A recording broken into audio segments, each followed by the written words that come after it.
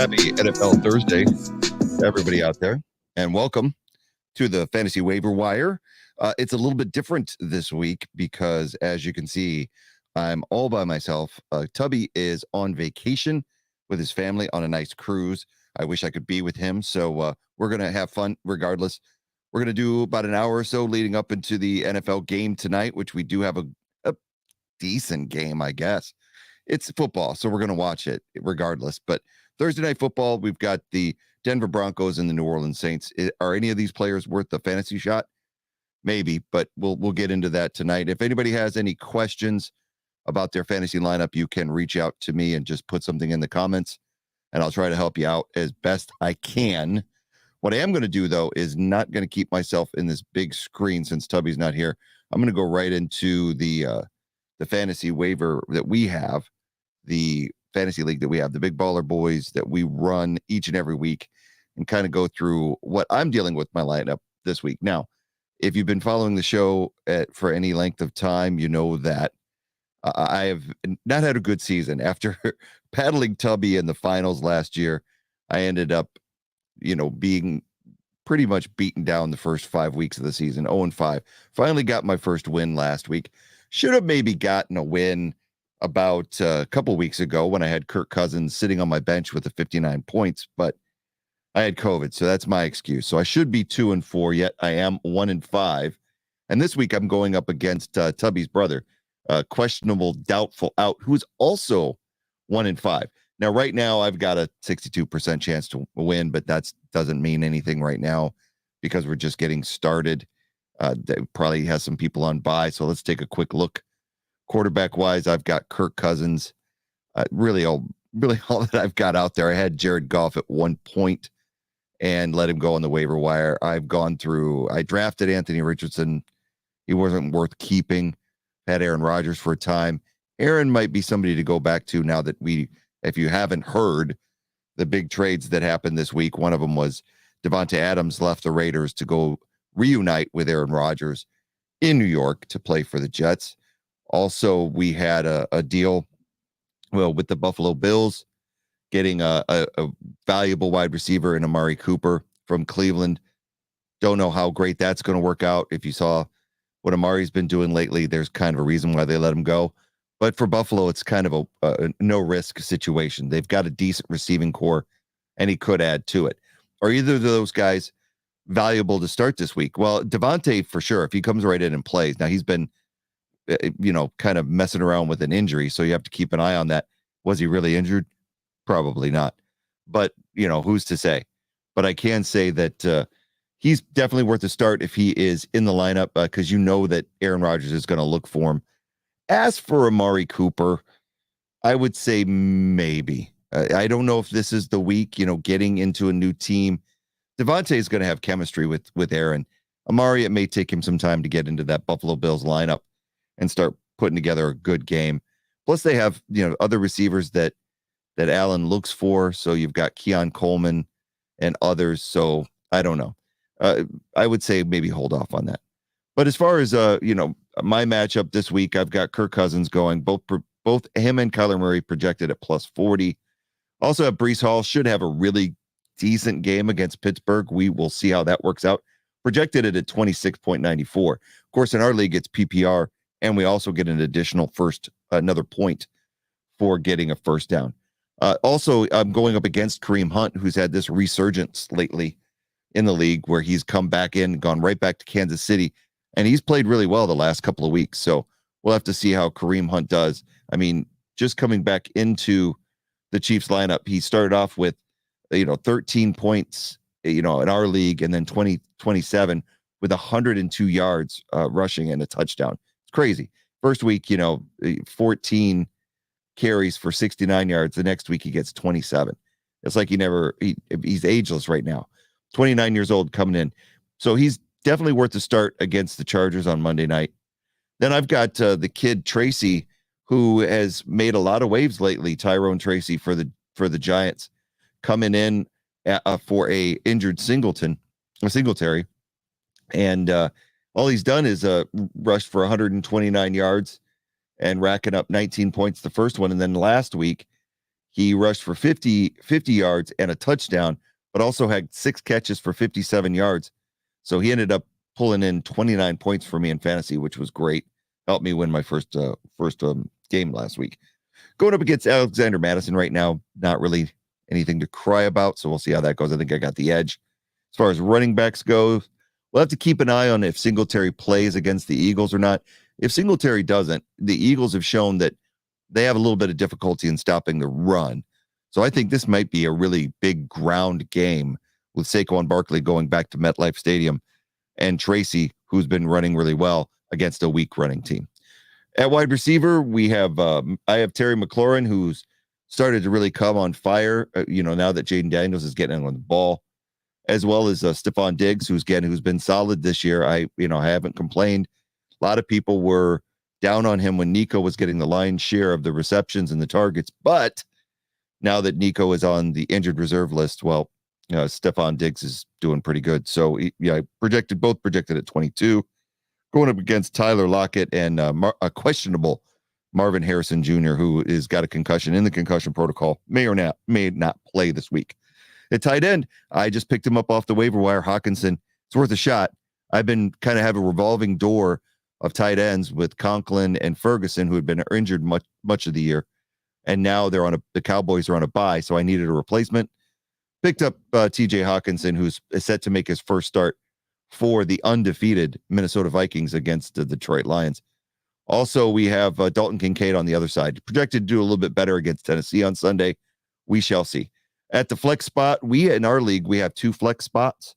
So I have Brendan Ayuk going in one, and he has Zay Flowers. Zay Flowers should have a really good game against Tampa Bay. Ayuk, I can't tell with this guy. I mean, just every week for us, 6 points underachieved, 10 points underachieved, 13 points underachieved, 8 points. Then finally against Arizona in week 5, he had 28 points. Then he goes back down against Seattle. And it's like, what do you do? Do you start him or not? Against Kansas City, which should be a shootout, projected at 18. I would be glad if he got me 15. We'll see. As the other flex spot, since like I said, we do have 2. I got Jahmyr Gibbs going. The only problem I have with Jahmyr Gibbs is David Montgomery. That's the only problem I have with Jahmyr Gibbs. He is having a standout season. He's still scoring a lot of points. It's just that David Montgomery's been vulturing those touchdowns. Now, he did have 2 touchdowns before the Lions bye against Seattle and scored 22 points. Last week, 63 yards rushing, and he also got 3 receptions for 28 yards, resulted in some first downs, additional points. So 18 points last week. I can't complain, but if it wasn't for Montgomery, Gibbs would be all over it. I'm going up on the other flex is Juju Smith-Schuster, which is a hot commodity right now, seeing with the injury to Rashee Rice. And so it's hard to see what happens with that. If Juju becomes the man in Kansas City, we shall see. Kickers, kind of irrelevant, but I do have Kua going against Fairbairn. Both of them projected 8 and 7. And then defense, I'm riding with the Minnesota Vikings defense right now. And in my opponent's going with San Francisco. So both 2 good defenses. Not going to worry too much about the bench players right now, but that's what we're kind of looking at for this week. Real quick, I'll look at Tubby's lineup. He's got Allen going up against Patrick Mahomes. That's a pretty good matchup. 51 points projected. Allen against Tennessee and Mahomes at 43. That's crazy. And tonight, Tubby looks like he's starting Najee Harris, who's projected at 17 points going up against Derrick Henry on playing on Monday night against Tampa Bay. Derrick Henry's been so solid this year, leading the league in rushing. Unbelievable. So he's definitely got his hands full. Tubby right now at 4-2, and he's going up against Florida man at 4-2. So this should be interesting. And then we've got a running back, Chuba Hubbard. So it looks to me like Tubby may have some people on a bye, but Chuba's predicted at 20 points to get to Connor's 19. Fairly even matchup. And then at wide receiver, we've got Drake London and DK for Tubby going up against Pittman and Higgins. And I think the slide edge goes to Tubby in that regard. Tight ends, we got McBride, predicted at 17 against Bowers. So that's fairly tight. Slight edge to Florida man there. And then in the flex spots, we've got Addison against Detroit, predicted at 18.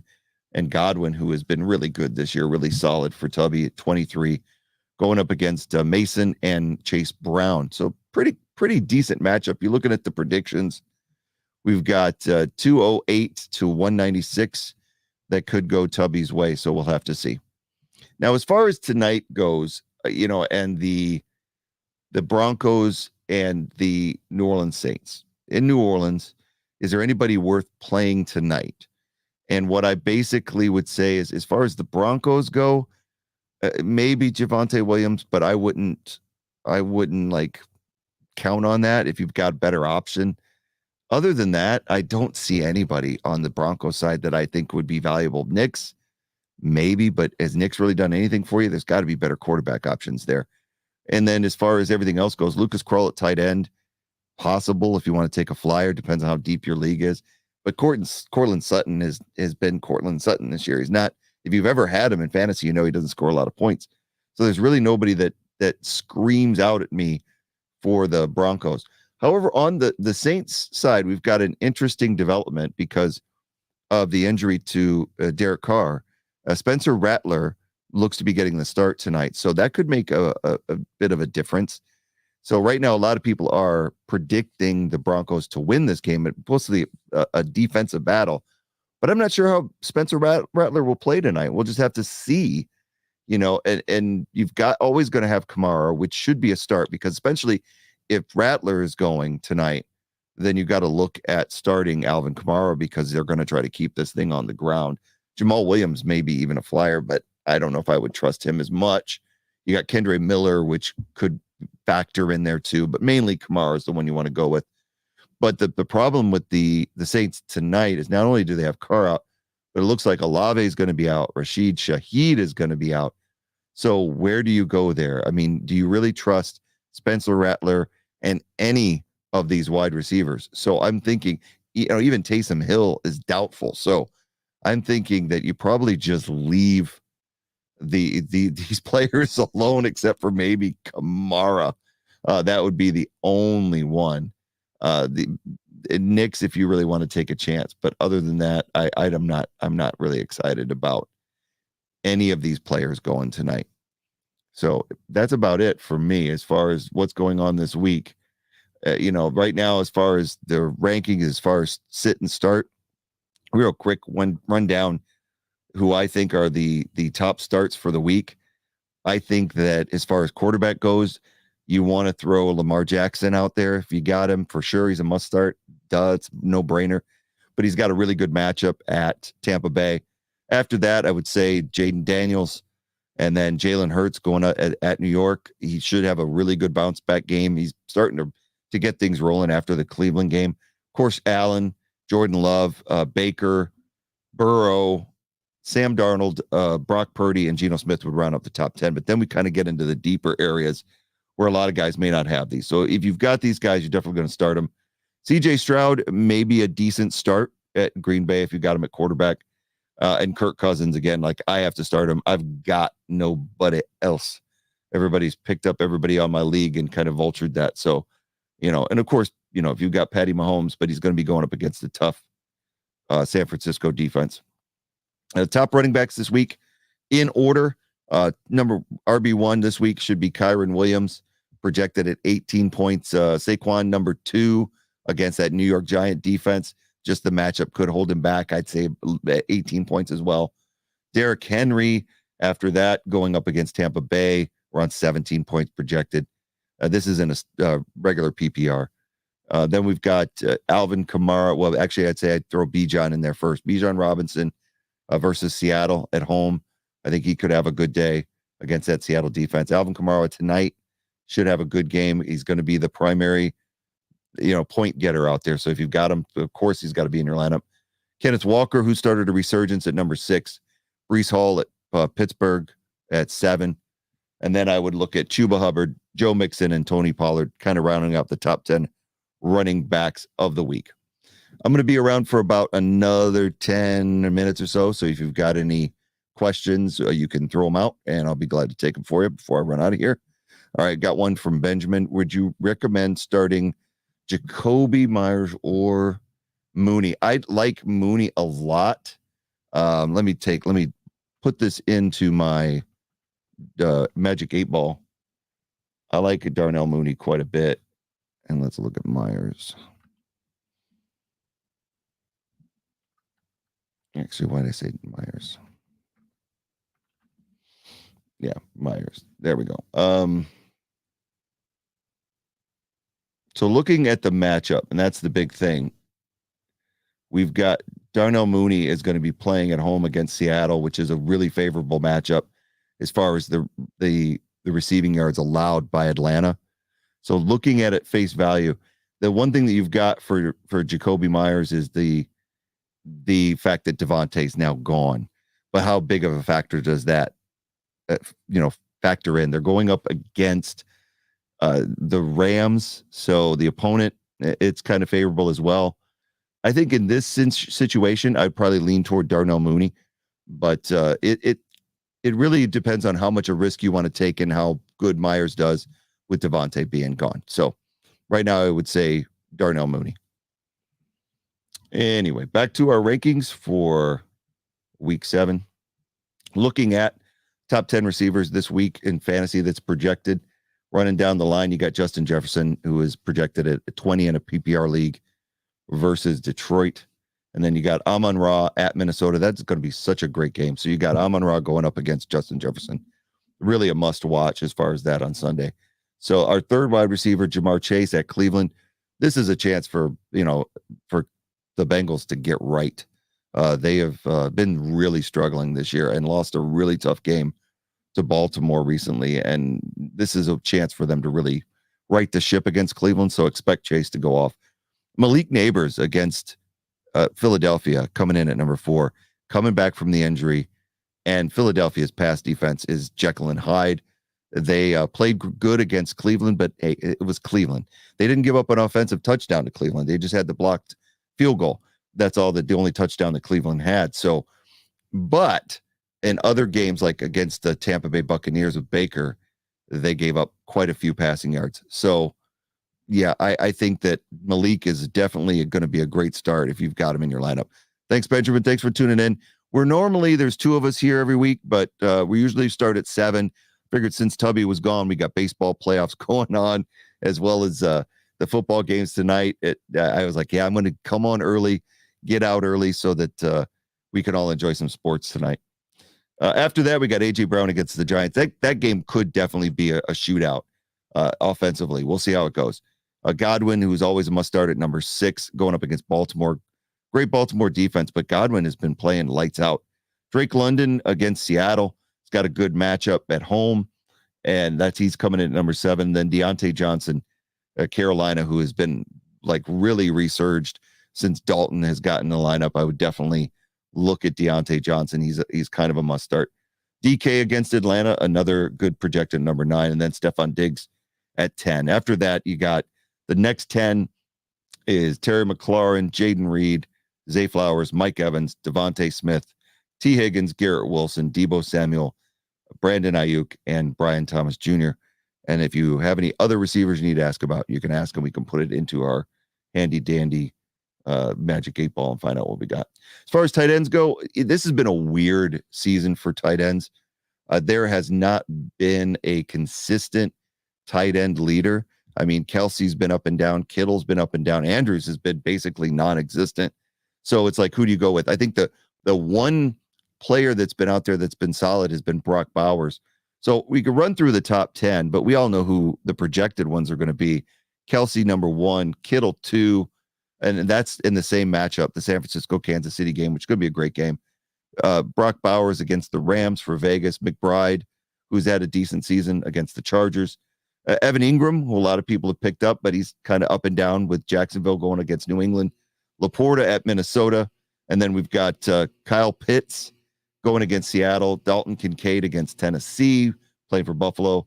Tucker Kraft, who I took a flyer on last week, and he kind of was non-existent. And that huge game where they Green Bay scored a ton of points against Arizona and just didn't.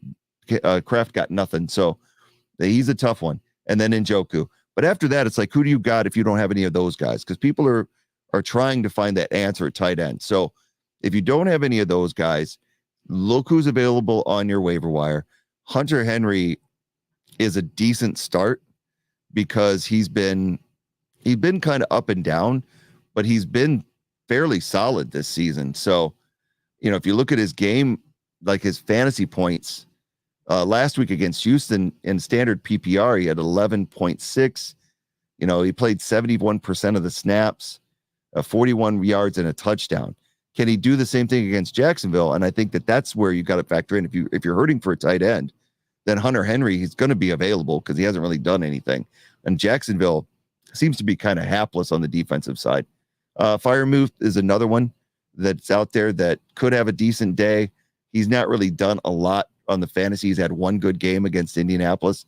They're playing against the Jets, so that's what you got to factor in. So if you don't have one of those top 10 tight ends, then you have to look for somebody additional out there. Cade Otton I like, but again, they're playing Baltimore. So out of all the tight ends, I would look for maybe Zach Ertz, who is playing against Carolina, who you got to love playing against that defense.